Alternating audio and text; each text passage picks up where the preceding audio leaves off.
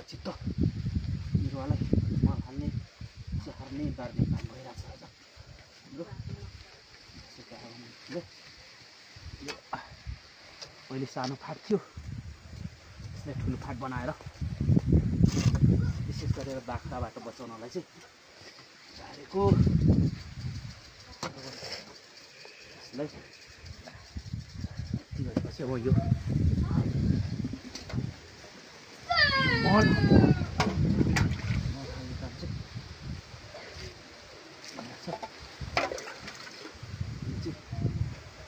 बस्तीको पिसाबभन्दा पनि मङ्गुरको पिसाब हो।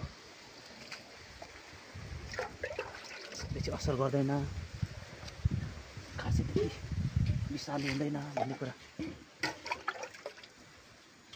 बुझेर यसलाई मलको रूपमा लाउँछौँ। गाई बस्तुकोले चाहिँ अलिकति धेरै तिखर हुन्छ अरे, त्यही भएर त्यसले असर गर्छ, बिरुवा मर्ने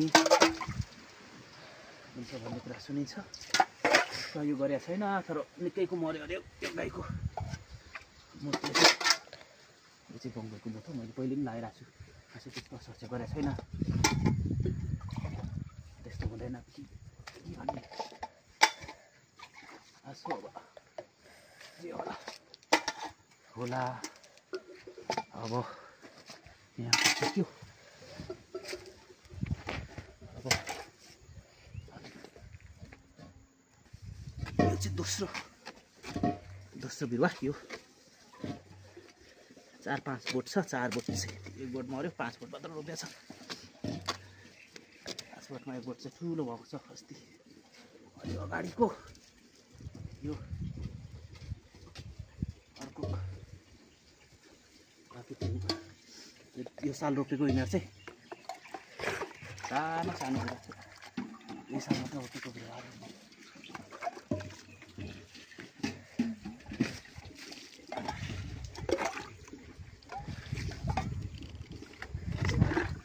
कम्ती क्या हो।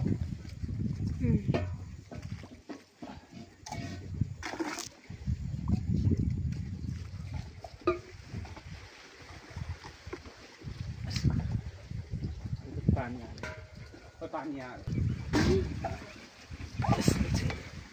अब मल पनि माथिबाट लाउनुपर्छ यहाँ।